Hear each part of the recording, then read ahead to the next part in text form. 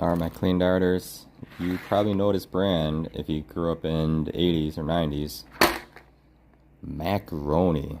And if you don't know this, you probably know rice roni or pasta roni, which those three names should sound familiar at some point in time for life. Now, I just had to get this product only because of the nostalgia. I'm not going to eat it, I'm actually going to throw it away, so it's a waste of money in my end. But if you don't know this brand, this is a Quaker Oats owned product, and PepsiCo owns Quaker Oats. So that's your backdrop on who makes this.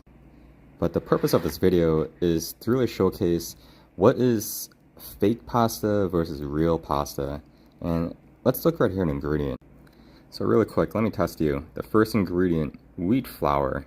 Does that sound okay? 3, 2, 1. In a sense, yes. But as you go down the list, no. You know why?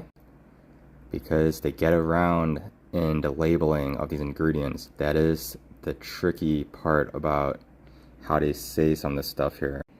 In a lot of these pastas, you see enriched flour, or even in bread and bagels, you see enriched flour, but here you see wheat flour. But you have to go down the list. At the very bottom, you see niacinamide, iron, phosphate, thiamine, riboflavin, and folic acid. What are all of those?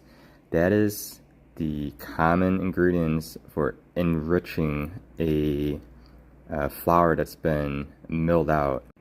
Now for some backdrop, when you have a whole wheat kernel, okay, the little pot of the entire kernel, there are 3 parts to that. You have the bran, the germ, and the endosperm. Ha ha ha. Yeah, get your laughs out. So the bran, that's the outer layer of the kernel. Then you have the germ, which is the embryo of it. And then you have the endosperm, which is the starchy middle. So when you mill the kernel, you lose the bran and the germ. And that's where you lose the natural occurring minerals. So the iron, the folic acid, the riboflavin, like all these are naturally occurring at a very small amount. But with those leaving the actual kernel, now you have to put it back in. And this is where these synthetic ingredients come into play.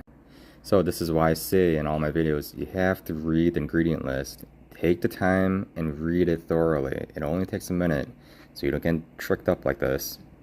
And this goes in the trash.